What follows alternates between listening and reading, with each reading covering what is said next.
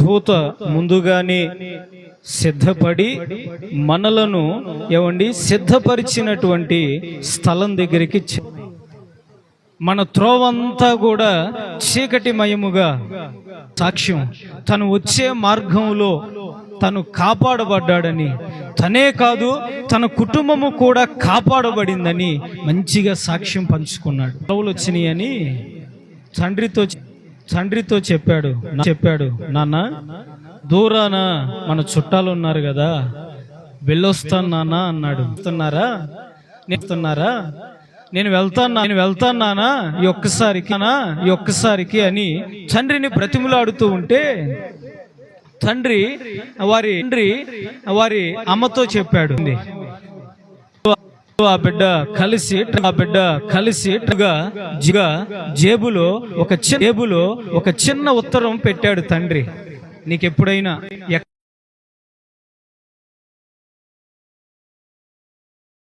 ఉత్తరాన్ని దాన్ని చదువుతూ ఉండగా అందులో ఏమని వ్రాయబడిందో తెలుసా?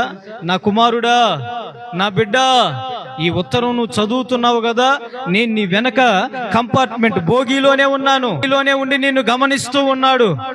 నువ్వెందుకు భయపడుతున్నావయ్యా? నీ తండ్రి నిన్ను కాపాడటానికి, నేను రక్షించటానికి నీతోనే ఉన్నాడయ్యా. దూరంగా వెళ్ళేటువంటి వ్యక్తి, దూరంగా పారిపోయేటువంటి వ్యక్తి కాదు కదా. మన మార్గం ఆయనకు తెలుసు, మన విషయం ఆయనకు తెలుసు.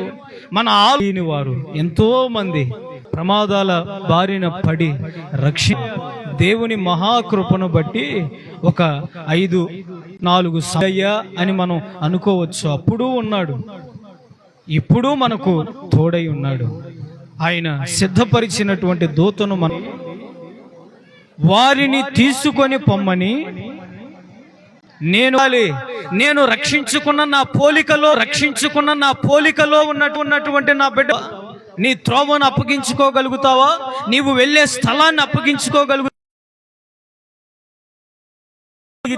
ఎన్నిసార్లు మనలో మనమే ఆలోచించుకుంటూ ఇన్ని రోజులు కూడా చదవండి. నాకు శోధనలు సంభవించినను కన్నీరు కీడు చేస్తాడు.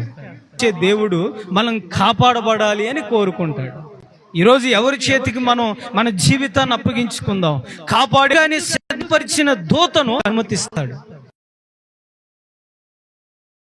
నేను కాపాడు కూడా నువ్వైనా బ్రతుకుతావు. ఎవరో ఒక్కరి ప్రాణమే ఉంటుంది అంటే, అయ్యా నా ప్రాణం పోయినా పర్వాలేదు, నా బిడ్డను కాపాడండి. ఎక్కువ సమయం లేదు, ఎక్కువసేపు లేదండి, ఆ బిడ్డలో ప్రాణం లేదు. అయితే ఒక్కసారి ఆ డాక్టర్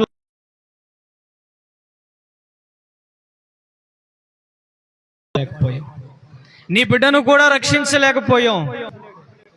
డాక్టర్లకే అంతు చిక్కని అసాధ్యమైనటువంటి ఆ బిడ్డ నేను దుష్టుని చేతికి అప్పగించి అలాగే దేవుడు చూస్తూ ఉంటాడా? నువ్వు అలాగే ఉండాలి అని వాడబడాలి, నా బిడ్డ రక్షించబడాలి. అవిధేయులైనటువంటి వారి అందులో ఏమని వ్రాయబడి ఉంది? పట్టణాన్ని కాపాడని ఎడల కావలినటువంటి నా బ్రతుకును దేవుడు కాపాడి సజీవంగా ఈరోజు ఆలోచించేయండి. దేవుని కాపుదల ఉంటే, లేకపోతే ఒకే ఒక్క విషయం చెప్తా, దేవుని ముగిస్తాంటేలు తనకు చెప్పుకోదగినటువంటి పెప్పుడు అన్ని సమృద్ధిగా ఉన్నాయి, అన్ని ఆశీర్వాదాలు. కుటుంబములో సంతోషం ఉంది. ఒంటరి బ్రతుకు వచ్చేసింది. కన్నీరు మున్నీరు అవుతూ ఉన్నాడు యోబు. ఆకలి అనాలి అని నిత్యము ఎదురు చూస్తూ ఉన్నాడు ఆయన. నువ్వు యేసయ్య ఉండాలి అంటే మనం ఏ రీతిగా ఉండాలి? ఓ రోజు ఓ తమ్ముడు పోగొట్టుకొని అక్కడే వెతకకుండా ఇలా స్తంభం క్రింద లైట్ ఉంటే ఆ లైట్ క్రిందకు వచ్చి వెతుకుతున్నాడు. అరగంట అయిపోయింది. గంట ఆ లైట్ క్రింద, ఆ స్తంభం క్రింద అంటే, అయ్యా నేను ఉంగరం పోగొట్టుకున్నాను అయ్యా, వెతుకుతున్నాను. ఎక్కడ పోగొట్టుకున్నావు? అదిగదిగో అరుగు కనపడుతుంది కదా, అక్కడ పోయిందయ్యా. మరి ఎక్కడ ఎందుకు వెతుకుతున్నావు? అక్కడ లైట్ లేదయ్యా, ఇక్కడ లైట్ ఉందయ్యా. అక్కడ అక్కడ ఏమి లేదు, అక్కడ లైట్ లేదు, ఇక్కడ లైట్ ఉందయ్యా, అందుకే అక్కడ వెతకకుండా ఇక్కడ వెతుకుతున్నా. అప్పుడు ఆ ఇంటి యజమాని అన్నాడు, అయ్యా పోయింది అక్కడ కనుక నువ్వు అక్కడే వెతకాలి. అవునా కాదా? పోగొట్టుకుంది అక్కడ కనుక నువ్వు అక్కడే వెతకాలి. నేను వెతుకుదామని ఎంతో ప్రయత్నించినా అక్కడ కాంతి లేదయ్యా, అక్కడ లైతానయ్యా.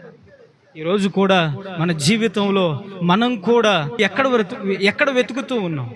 ఆత్మ సంబంధమైన నడిపింపులో మనం వెతుకుతున్నామా? ఎక్కడ దొరుకుతుంది అని మనం వెతుకుతూ ముందుకు సాగిపోతూ ఉన్నామండి. ఒక్క మాట మనం విన్నా, ఆ మాట మన హృదయానికి తాకినా చాలండి, దేవుడు నాకు చెయ్యగలడు. ఈ రాత్రి ఒక్క మాటతో నీ హృదయాన్ని నింపుకొని స్థలంలో వెతుకమ్మా. నిన్ను కాపాడగలిగేటువంటి కంచె ఆయన దగ్గర లేదా చెప్పి క్లుప్తంగా ముగిస్తాను.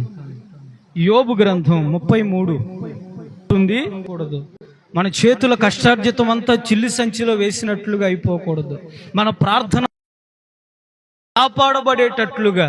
గోతి అంటే అర్థం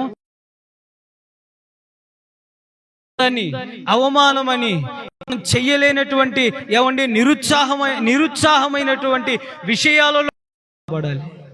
నువ్వు నిలబడాలి తల్లి. నువ్వు నిల్చున్న స్థలం సమభూమిగా మార్చబడాలి. ఎత్తు పల్లాలు ఉండకూడదు. నడుస్తున్న భూమి అంతా ఎత్తు పల్లాలుగా ఉంటే మన కాలు కూడా ఎలా పడుతుందండి? సమానంగా వెళ్తుందా? స్కేలు కరెక్ట్గా ఉంటే గీత కూడా కరెక్ట్గా వస్తుంది. స్కేలు వంకరగా ఉంటే కదా, స్కేలు వంకరగా ఉంటే మార్జిన్స్ అన్నీ వంకరగా వస్తాయి. ఎప్పుడైనా నువ్వు మార్జిన్స్ కొట్టేటప్పుడు నీ స్కేలు కరెక్ట్గా ఉందా లేదా చూడాలి. అలాగే మనం వేసే అడుగు కూడా సమానంగా ఉందా లేదా, సమభూమిలో ఉన్నామా లేదా అనే ఆలోచన సంగతిని మనం గ్రహించాలి, గమనించాలి. అంత వ్యర్థమైపోకూడదు. మనం చేసేది ఏది కూడా వ్యర్థంగా మారిపోకూడదు. నువ్వు కాపాడబడాలి. నువ్వు చేసే ప్రార్థన, భక్తి, నువ్వు దేవుని యందు నిలిపిన భయము సమస్త. ఓ రోజు ఓ వ్యక్తికి నేను చెప్పాను, అయ్యా దేవుడు మనకి ఇది చేయగలుగుతాడు, ఇది ఇవ్వగలుగుతాడు, మనం ఖచ్చితంగా దేవుని యందు రోషంగా నిలబడాలి అంటే భయపడిపోయి, అన్నా నేను నిలబడతానన్నా, దేవుని కోసం రోషంగా ఉంటానన్నా అని చెప్పాడండి. చాలా సంతోషం వేసింది. అయ్యా దేవుని విషయంలో మనం ఎప్పుడూ కూడా అలక్ష్యంగా ఉండకూడదు, నిర్లక్ష్యంగా ఉండకూడదు. నువ్వు ఖచ్చితంగా దేవుని కొరకు నువ్వు నిలబడాలయ్యా అని చెప్పినప్పుడు తను చాలా భయంగా ఉన్నాడు. దేవుని మందిరానికి రాలేనన్నా అన్నాడు. అంటే ఈ వ్యక్తిలో భయం ఉంది కానీ ఏమి లేదు, భక్తి లేదు. దేవుడు అంటే భయమే, కానీ ఈ వ్యక్తికి ఏమి లేదు, భయం లేదు, భక్తి లేదు దేవుని విషయంలో. అయ్యా మందిరానికి వెళ్దాం రాయ్యా, ఒక అరగంట ప్రార్థన చేద్దాం అన్న. నువ్వు ఇందాక చెప్పిన విషయాలు నా మనసులోనికి స్వీకరించానన్నా, కానీ ప్రార్థన అంటే చేయలేనన్నా, ప్రార్థన అంటే నేను చేయలేనన్నా. ఆలోచించాలి. మనం దేవుని యందు భయభక్తులు కలిగినటువంటి వారమై మనం చేసిన ప్రతిదీ కూడా కాపాడబడే స్థలం. మనకు ఒక స్థలం సిద్ధపరచబడి ఉంది అక్కడ. ఈ భౌతిక సంబంధమైనటువంటి స్థలమైన గృహ ఉందుముగాక, యేసయ్యతో కూడా నిలిచి ఉందుముగాక. యేసయ్య మనలను సదాకాలం అంటే ఈ సంవత్సరమేనా? యేసయ్య రాకడ ఎప్పుడో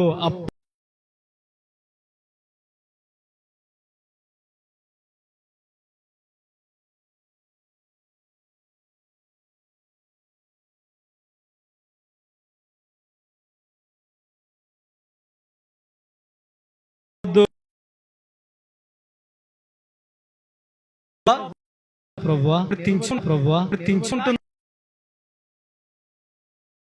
ఆకలి దప్పులు లేని రాజ్యం,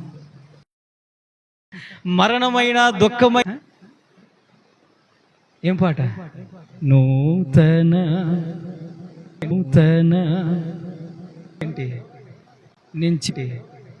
నేను చెప్పినటువంటి పదాలకు ఏముండవంట అసలు.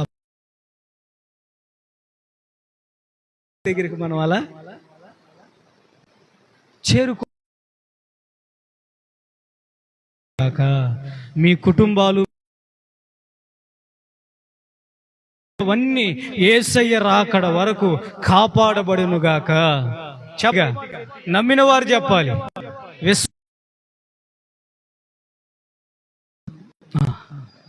నా టైం అయిపోయింది. సేపు చెప్పనమ్మా. అయ్యా నాయన, నీవు నిలవబెట్టావు అనేకులను నాయన, ప్రతి అయ్యా ఆశీర్వదించండి అయ్యా. నీ వాడులకు ముందుగా బయలుదేరును గాక వారందరినీ